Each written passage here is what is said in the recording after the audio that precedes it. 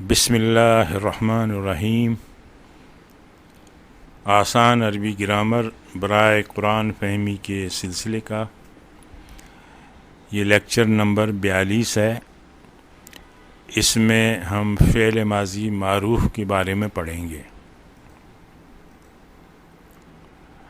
سب سے پہلے ہم دیکھتے ہیں کہ جملہ فعلیہ کون سے اجزاء پر مشتمل ہوتا ہے۔ جملہ فعلیہ کے دو لازمی جز ہیں، فعل اور فاعل۔ جب بھی ہم یہ کہیں کہ یہ جملہ فعلیہ ہے تو اس میں ہمیں یہ بتانا ہوگا کہ اس میں یہ فعل ہے اور یہ فاعل ہے، یہ اس کے لازمی اجزاء ہیں۔ اس کے علاوہ اس میں مفعول بھی ہو سکتا ہے اور متعلق فعل بھی ہو سکتا ہے۔ جہاں فعل ہوتا ہے وہاں اس فعل کو، اس کام کو کرنے والا ہوتا ہے، وہ فاعل ہوتا ہے، اور جس پہ کام کا اثر ہوتا ہے وہ مفعول ہوتا ہے۔ اور اسی فعل سے متعلق مزید کوئی وضاحت چاہیے تو وہ متعلق فعل سے ظاہر کی جاتی ہے۔ یہ مثال دیکھیں، جلسہ زیدن، اس میں جلسہ فعل ہے اور اس کا فاعل ہے زیدن، یعنی زید بیٹھا، یہ بیٹھنے کا عمل ہوا۔ تو کون بیٹھا، کس نے یہ عمل کیا؟ تو یہ زید جو ہے یہ فاعل ہے، اس میں مفعول کی ضرورت نہیں ہے کیونکہ فعل کا اثر جو ہے خود فاعل پہ ہی ہو رہا ہے۔ اکل الوالدان، دو لڑکوں نے کھایا۔ اب اس میں اکلا جو ہے یہ فعل ہے اور والدان اس کا فاعل ہے۔ جنہوں نے کھانے کا کام سر انجام دیا وہ دو لڑکے ہیں۔ اب یہاں سوال پیدا ہوتا ہے کیا کھایا؟ تو اس میں مفعول کی گنجائش ہے، دجاجن، مرغی کھائی۔ تو اس فعل کے لیے اور اس پورے جملہ فعلیہ کے مفہوم کو مکمل کرنے کے لیے یہاں ہمیں مفعول کی ضرورت ہے۔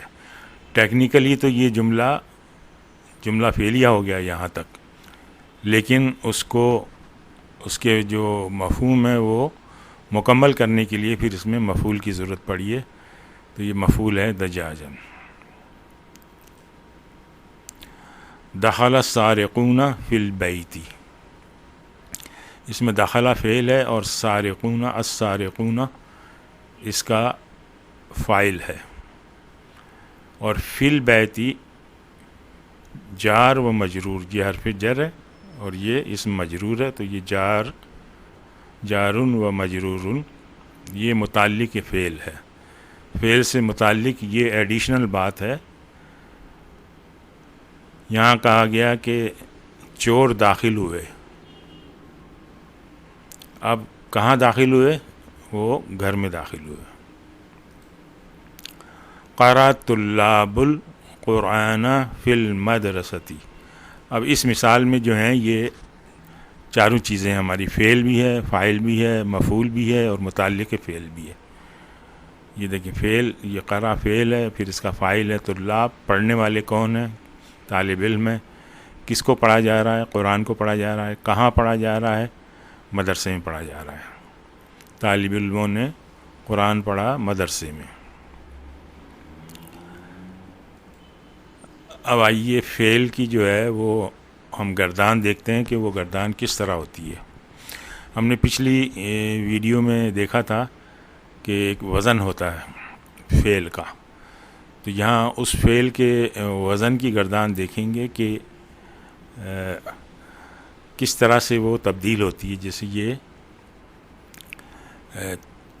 مذکر غائب ہے، یہ یعنی بات ہو رہی ہے کسی ایک شخص کے لیے جو یہاں سے غائب ہے، اور یہ جو خانہ ہے واحد کا، یہاں پہ اس وزن کو ہم دیکھیں گے کہ اس کا وزن کس طرح سے آتا ہے۔ پھر اس طرف جب آئیں گے تو یہ تثنیہ، یعنی پھر دو لوگ اگر ہوں، پھر جمع دو سے زیادہ ہوں، پھر اس طرح سے ان کے سامنے یہ جو خانے آئیں گے یہ مؤنث غائب کے ہوں گے، پھر یہ حاضر کے، یہ مؤنث غائب کے، اور پھر یہ متکلم کے. اس طرح سے جتنی ضمیریں تھیں ہمارے پاس 14 ہم نے پڑھی تھیں، اسی طرح سے یہ 14 افعال جو ہیں یہ مختلف خانوں میں فٹ ہوں گے. اچھا، اب اس میں یہ دیکھیں کہ رائٹ سائڈ سے لیفٹ سائڈ پہ جب ہم جائیں گے تو اس میں کچھ تبدیلی آئے گی. وہ تبدیلی عدد کے حساب سے آئے گی. دیکھیں، کیونکہ یہاں یہ واحد تھا عدد، اور یہاں تثنیہ میں جو ہے یہ 2 ہو جائیں گے. پھر اور مزید آگے بڑھیں گے تو اس میں پھر جمع کے حساب سے تبدیلی آئے گی. یہاں پھر نیچے لائن میں آ جائیں تو یہاں جو ہے پھر مذکر مؤنث یعنی جنس کے حساب سے تبدیلی آئے گی اس لائن میں. اور جب لیفٹ کی طرف بڑھیں گے تو جو بھی تبدیلی آئے گی وہ عدد کے اعتبار سے آئے گی. پھر یہاں جو ہے پہلے غائب کی بات ہو رہی تھی، اب یہاں حاضر کے حساب سے تبدیلی آئے گی. پھر اسی طرح سے جب لیفٹ سائڈ جو بڑھتے جائیں گے تو عدد کے حساب سے تبدیلی آ جائے گی. پھر اس سے نیچے لائن میں جنس کے حساب سے تبدیلی آئے گی. پھر یہاں جو ہے اب خود اپنے بارے میں بات ہو رہی ہے تو یہ غائب اور حاضر کے حساب سے اور متکلم کے حساب سے تبدیلی آئے گی. تو اس تبدیلی کے نتیجے میں یہاں پہ جو وزن ہے، اس وقت وزن کی بات کر رہے ہیں، تو اس میں چینجز آئیں گی. یہاں کچھ اور ہوگا، یہاں کچھ اور ہوگا. ہر خانے میں جو ہے یہ تقریباً مختلف وزن ہوگا. تو یہ جو تبدیلی آتی ہے جنس کے اعتبار سے، عدد کے اعتبار سے، یا غائب حاضر متکلم کے اعتبار سے، اس کے نتیجے میں جو بھی لفظ بنتا ہے اس کو ہم صیغہ کہتے ہیں، صیغہ. اور ان صیغوں کو ایک خاص ترتیب کے ساتھ کسی ٹیبل میں بیان کرنے کو، وہ ٹیبل بنانے کو اس کا، وہ اس کی گردان کہلاتی ہے. یعنی ان صیغوں کو ایک خاص ترتیب سے ہم نے رکھ دیا تو وہ اس کی گردان ہو گئی. اب ہم دیکھتے ہیں کہ یہ کس طرح ہے. وزن لیتے ہیں فا عین لام کا. فعلا یہ وزن ہے. اب اس میں تو یہ وزن کے یہ جو 3 الفاظ تھے وہی ہیں اس کے اندر موجود. اب یہاں جو بھی چینج آئے گی وہ یہ جو لام کلمہ ہے اس کے بعد آئے گی. اب کیا چینج آئے گی وہ دیکھتے ہیں. فعلا، یہ الف کی تبدیلی آئی ہے اس میں. آگے دیکھیں. فعلو، یہ واو الف کی تبدیلی آئی ہے. اس طرح سے اب مؤنث غائب میں دیکھیں تو فعلت، یہ تا کی تبدیلی آئی ہے. یہ تا تانیث کہلاتی ہے، یعنی مؤنث کو ظاہر کرنے کے لیے یہ تا ہے. اور چونکہ یہ یہاں پہ مذکر تھا تو اس کو اس سے ڈیفرینشیٹ کرنا تھا، تو اس کے ساتھ ہم نے یہ تا لگا دی ہے. پھر یہاں دیکھیں تثنیہ کے خانے میں فعلتا، تا الف چینج ہوا، یعنی اس کا ایڈیشن ہوا. اور یہ اس سے آگے جمع میں مؤنث کے فعلنا، یہاں پہ نون کا ایڈیشن ہو گیا. پھر مؤنث حاضر کے صیغے میں دیکھیں کہ فعلتا، فعلتما، فعلتم. مؤنث غائب میں فعلتی، اور اس میں تثنیہ میں فعلتما، اور جمع میں فعلتن، متکلم میں فعلتو، اور جمع متکلم میں فعلنا.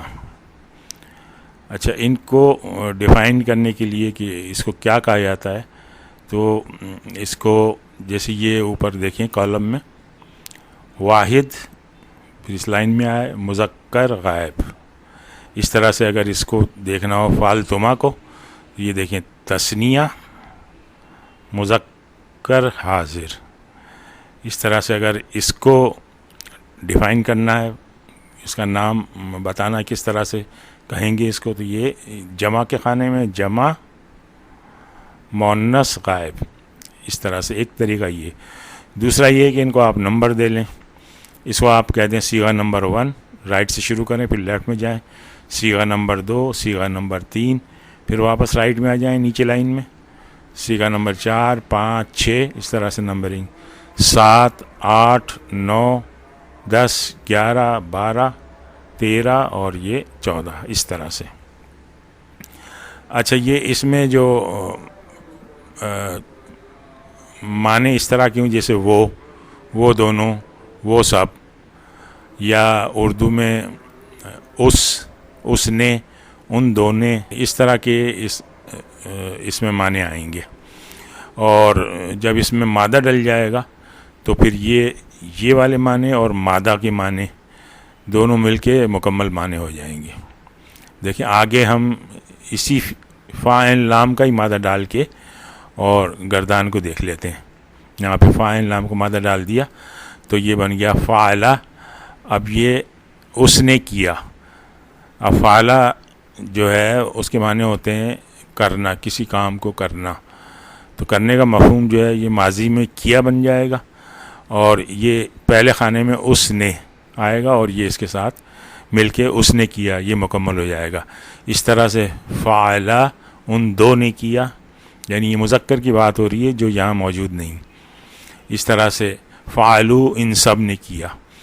تو مادہ آپ جو بھی ڈالیں گے تو وہ یہ چیز کامن رہے گی، جیسے یہاں اس نے، ان دو نے، ان سب نے، اور جو بھی مادہ ہوگا وہ پھر اس میں ایڈ ہو جائے گا۔ اس طرح سے کسی بھی مادے کا اس طرح سے گردان کا آپ ترجمہ کر سکیں۔ اچھا جی، اب یہ اس پوری گردان میں دیکھتے ہیں ہم، یہ جو فاعل ہیں، یہ جو فعل کے ساتھ جو اٹیچ ہیں جو بھی الفاظ، وہ سب فاعل ہیں اور ضمیر کی صورت میں ہے۔ تو یہ ساکن ضمیر ہیں، ان کو الگ کرتے ہیں، متحرک ضمیر ہیں ان کو الگ کرتے ہیں، کیونکہ یہ آگے پھر جو ہے کام آئیں گے۔